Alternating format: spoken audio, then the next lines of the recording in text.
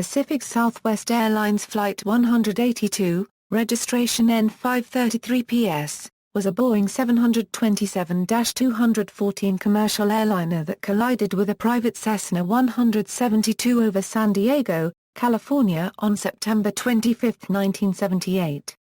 It was Pacific Southwest Airlines' first accident involving fatalities. The death toll of 144 makes it the deadliest aircraft disaster in California history.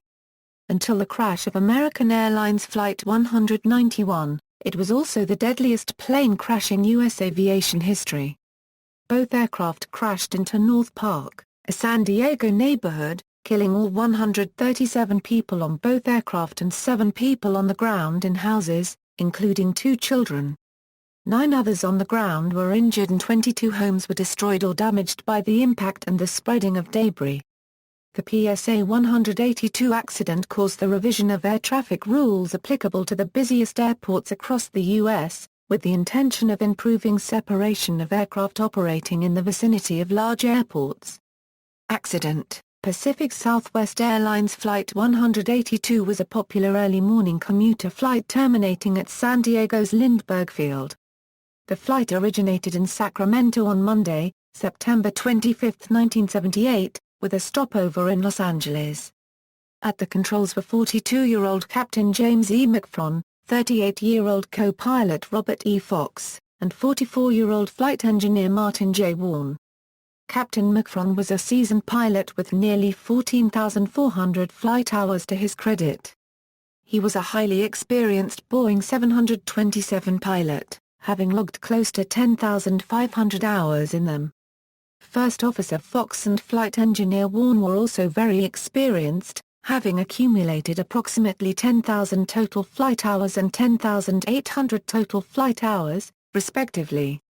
They, too, were very familiar with the Boeing 727, having logged 5,800 hours and approximately 6,600 hours of flight time in the aircraft type.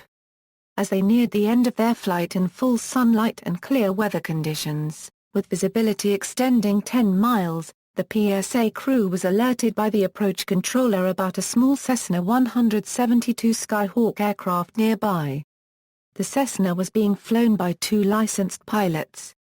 One was 32-year-old Martin B. Kagi Jr., who possessed single-engine, multi-engine and instrument flight ratings, as well as a commercial certificate and an instrument flight instructor certificate. He had flown a total of 5,137 hours.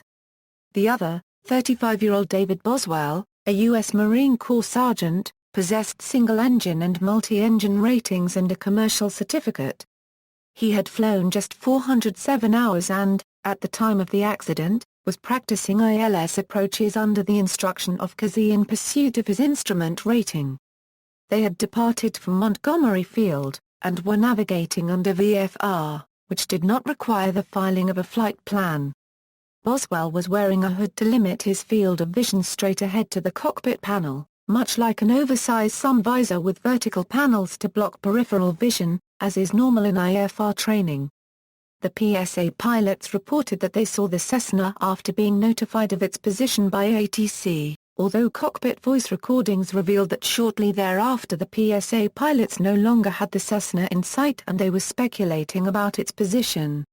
Lindbergh Tower heard the 09.0050 transmission as he's passing off to our right, and assumed the PSA jet had the Cessna in sight. After getting permission to land, and about 40 seconds before colliding with the Cessna, the conversation among the 4 occupants of the cockpit was as follows, showing the confusion. Actually, the Cessna was directly in front of and below the Boeing, and the PSA plane was descending and rapidly closing in the small plane, which had taken a right turn to the east, deviating from the assigned course. According to the report issued by the National Transportation Safety Board, the Cessna may have been a difficult visual target for the jet's pilots, as it was below them and blended in with the multicolored houses of the residential area beneath. The Cessna's fuselage was yellow, and most of the houses were a yellowish color. Also, the apparent motion of the Cessna as viewed from the Boeing was minimized, as both planes were on approximately the same course. The report said that another possible reason that the PSA aircrew had difficulty observing the Cessna was that its fuselage was made visually smaller due to foreshortening. However, the same report in another section also stated that the white surface of the Cessna's wing could have presented a relatively bright target in the morning sunlight. A visibility study cited in the NTSB report concluded that the Cessna should have been almost centered in the windshield of the Boeing from 170 to 90 seconds before the collision, and thereafter it was likely positioned on the lower portion of the windshield just above the windshield wipers. The study also said that the Cessna pilot would have had about a 10-second view of the Boeing from the left door window about 90 seconds before the collision, but visibility of the overtaking jet was blocked by the Cessna's ceiling structure for the remainder of the time. Flight 182's crew never explicitly alerted the tower that they had lost sight of the Cessna. If they had made this clear to controllers, the crash might not have happened. Also, if the Cessna had maintained the heading of 70 degrees assigned to it by ATC instead of turning to 90 degrees, the NTSB estimates the planes would have missed each other by about 1,000 feet instead of colliding. Ultimately, the NTSB maintained that regardless of the change in course, it was the responsibility of the crew in the overtaking jet to comply with the regulatory requirement to pass well clear of the Cessna. Approach control on the ground picked up an automated conflict alert 19 seconds before the collision but did not relay this information to the aircraft because, according to the approach coordinator, such alerts were commonplace even when there was no actual conflict. The NTSB stated, based on all information available to him, he decided that the crew of Flight 182 were complying with their visual separation clearance, that they were accomplishing an overtake maneuver within the separation parameters of the conflict alert computer, and that, therefore, no conflict existed. This was the conversation in the PSA cockpit starting 16 seconds prior to collision with the Cessna. PSA Flight 182 overtook the Cessna, which was directly below it, both approximately on 090 heading. The collision occurred at approximately 2,600 feet and broke the Cessna, and the 727's right wing and empennage, to pieces.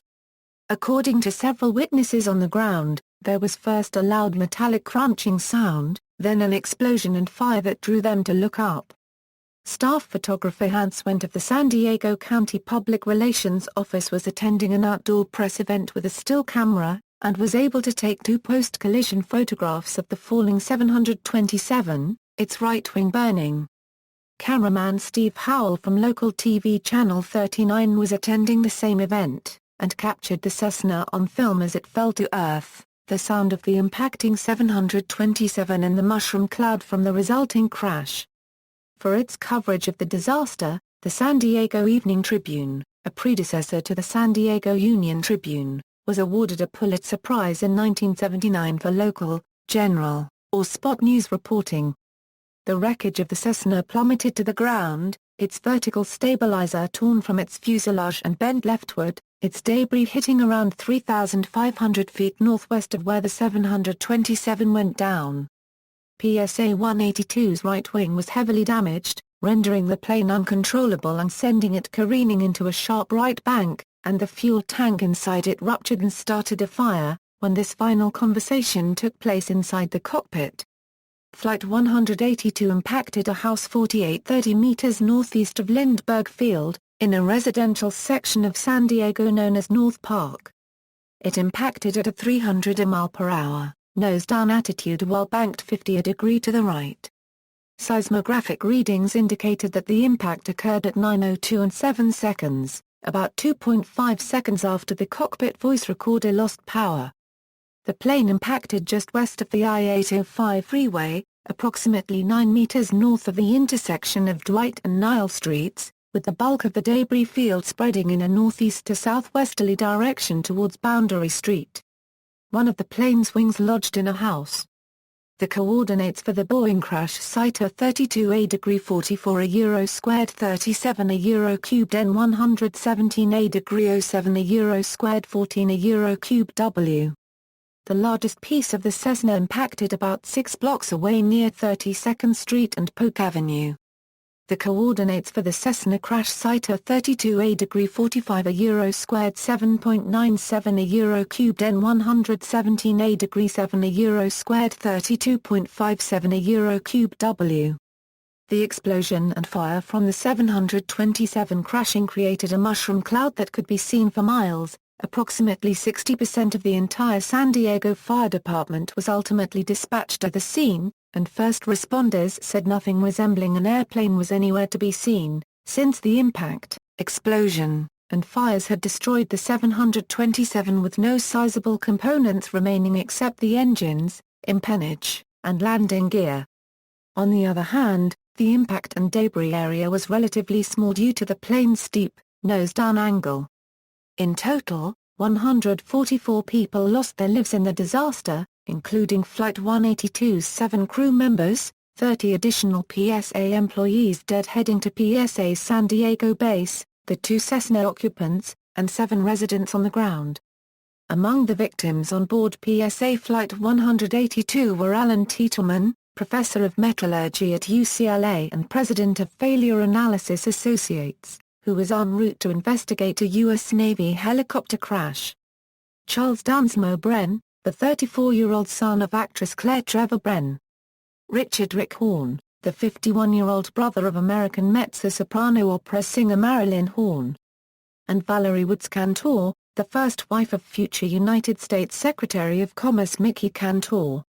An additional 9 people on the ground were injured, and 22 homes across a 4-block area were destroyed or damaged. One potential passenger, Jack Ridout, a survivor of the Tenerife airport disaster the year before, had also booked a ticket on Flight 182 from Los Angeles, but cancelled his booking to leave for home the day before. The accident was notable for the extreme carnage it created, as the entire crash site was strewn with human remains. An officer from the San Diego Police Academy assigned to work the scene that day said that there were no bodies to speak of, only pieces. One alley was just filled with arms, legs, and feet. I was no stranger to dead bodies, but I wasn't ready to see the torso of a stewardess slammed against a car. The heat of the fires and the sun made the whole scene surreal. We couldn't drink enough water. All around us was the stench of kerosene and burning flesh. We did our job by rote, locating the pieces so the SWAT team could mark the spot and cover the body parts. Investigation. At the nearby St. Augustine High School, a triage and command and control center was established, with its gymnasium being used as a makeshift morgue for forensic investigation. Freezer units were used to preserve the biological remains, as San Diego was in the middle of a severe heat wave, with temperatures exceeding 100°C Fahrenheit. National Transportation Safety Board Report Number NTSB-AAR 79-05, released April 19, 1979, determined that the probable cause of the accident was the failure of the PSA flight crew to follow proper air traffic control procedures. Flight 182's crew lost sight of the Cessna in contravention of the ATC's instructions to keep visual separation from that traffic, and did not alert ATC that they had lost sight of it. Errors on the part of ATC were also named as contributing factors, including the use of visual separation procedures when radar clearances were available. Additionally, the Cessna pilots, for reasons unknown, did not maintain their assigned east-northeasterly heading of 070 degrees after completing a practice instrument approach, nor did they notify ATC of their course change. Concerning this, the NTSB report states, according to the testimony of the controllers and the assistant chief flight instructor of the Gibbs Flight Center, the 8:59 and 56 seconds transmission from approach control to the Cessna only imposed an altitude limitation on the pilot. He was not required to maintain the 070 degree heading. However, the assistant chief flight instructor testified that he would expect the Cessna pilot to fly the assigned heading or inform the controller that he was not able to do so. A dissenting opinion in the NTSB crash report by member Francis H. McAdams strongly questioned why the unauthorized change in course by the Cessna was not specifically cited as a contributing factor in the final report. Instead, it was listed as simply a finding, which carries less weight. McAdams also sharply disagreed with the majority of the panel on other issues, giving more weight to inadequate ATC procedures as another probable cause to the accident, rather than merely treating them as a contributing factor. McAdams also added the possible misidentification of the Cessna by the PSA aircrew due to the presence of a third unknown aircraft in the area as a contributing factor. The majority panel members did not cite this as a credible possibility. In an August 1982 amendment to the probable cause finding, the NTSB adopted McAdams' unregistered trademark viewpoints regarding both ATC and pilot failings. The report states that in the PSA cockpit, some conversation in the cockpit was not relevant to the flight during critical phases of the flight. The report states that the conversation was not a causal factor in the accident but that it does point out the dangers inherent in this type of cockpit environment during descent and approach to landing. The two photographs of Flight 182 taken by Hans Wendt revealed that the left wing flaps were extended as the crew tried hopelessly to steer the crippled aircraft and that the right wing had a large piece missing where the Cessna had struck. Although it was obvious that the flaps were damaged or destroyed from the collision, NTSB investigators could not determine the condition of the hydraulic system in the wing and whether the plumbing inside it had actually been ruptured or merely flattened. Since the right wing was extremely fragmented, examination of debris provided no useful information. It was thought that the crew may have tried to guide the 727 away from impacting a residential area and onto Route 805 where damage would be lessened, but could not do so, and the final conclusion of the NTSB was that even if the hydraulic lines in the right wing were undamaged, the missing flaps and spreading fire would have adversely affected the plane's aerodynamic profile and in all likelihood, Flight 182 was completely uncontrollable post-collision. Aftermath. In the aftermath of the devastation on the ground, a controversy renewed in San Diego over the placement of such a busy airport in a heavily populated area. Despite proposals to relocate it, San Diego International Airport, the busiest single-runway commercial airport in the U.S., remains in use. At the time, PSA Flight 182 was the U.S.'s deadliest commercial air disaster, and it remains the worst in California's history. As mentioned above, the former distinction was surpassed 8 months later on Friday, May 25, 1979, when American Airlines Flight 191 crashed in Chicago, Illinois.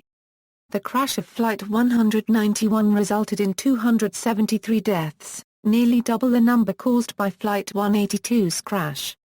As a result of the crash, the NTSB recommended the immediate implementation of a terminal radar service area around Lindbergh Field to provide for the separation of aircraft, as well as an immediate review of control procedures for all busy terminal areas.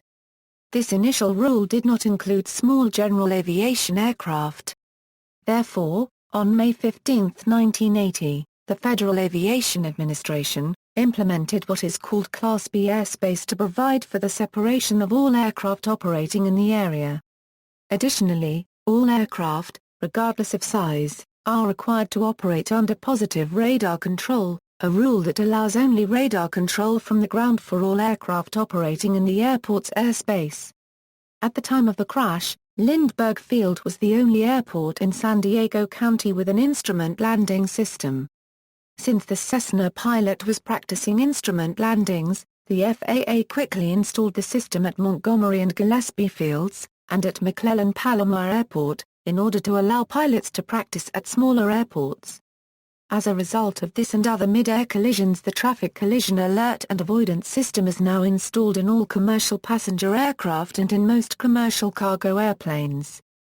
TCAS gives the pilots visual and audible warnings in the cockpit when two aircraft are approaching each other, and directs pilots to either climb or descend to avoid the other aircraft. However, the system only works if both aircraft are so equipped, and the IACO does not require TCAS on the type of small single-engine planes that were involved in the PSA disaster or the one involving Aeromexico. Only aircraft certified to carry 19 or more passengers or have a MGTOW of more than 12,600 pounds are affected by the TCAS rule. Because the PSA 182/Cessna collision was the result of pilot error, it is used as a teaching aid in modern flight training. Some flight schools use the crash in human factors classes, Others refer to it while teaching airspace or visual separation rules. The mid-air collision contributed to Lindbergh Field Airport being ranked 10th among the world's most extreme airports in a 2-hour documentary of the same name released in July 2010, which aired in the U.S. on the History Channel. Memorials. A memorial plaque honoring those who died on both planes and on the ground is located in the San Diego Aerospace Museum, near the Theodore Gildred Flight Rotunda in San Diego's Balboa Park. On the 20th anniversary of the crash, a tree was planted next to the North Park Branch Library, and a memorial plaque was dedicated to those who lost their lives. The library is not in the immediate vicinity of the actual crash site, which is completely rebuilt and bears no visible evidence of the crash. On September 25, 2008, over 100 relatives and friends of the victims of PSA 182 gathered at Dwight and Nile Streets in North Park for a 30th anniversary memorial of the crash. Prior telemovie, in a case of life imitating art, the NBC telemovie Emergency. Survival on Charter No. 220 had aired in March 1978, 6 months before the accident involving PSA Flight 182. It detailed the accidental daytime mid-air collision of a Douglas DC-8 airliner, and a much smaller two-person aircraft and the resulting crash and carnage in a residential area of Los Angeles County. Dramatization. The accident was covered in Mayday Season 11 episode Blindspot. See also: List of accidents and incidents on commercial airliners, List of notable mid-air collisions, Aroma Copyright Zico Flight 498, a Douglas DC-9 that collided with a smaller private plane in 1986, over a heavily populated Southern California neighborhood, very similar to PSA Flight 182. This event spurred regulatory bodies into action and led to mandatory collision avoidance equipment. American Airlines Flight 191, the deadliest aviation disaster ever to occur within the United States of America. Piedmont Airlines Flight 22, another incident where another 727 collided with the Cessna. Allegheny Airlines Flight 853, another incident similar to the Aroma Copyright Zico crash listed above. References.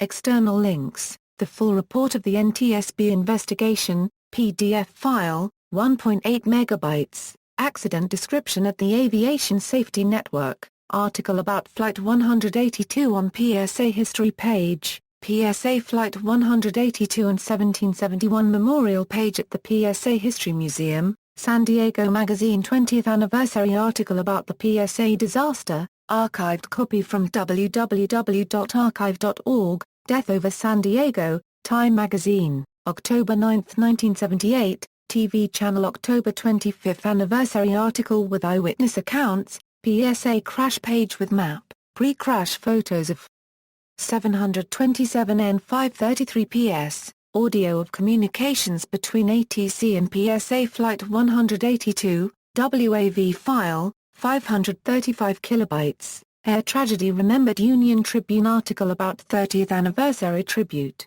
return to Dwight and Nile, the crash of PSA 182 a 2009 documentary with eyewitness interviews, This Is It.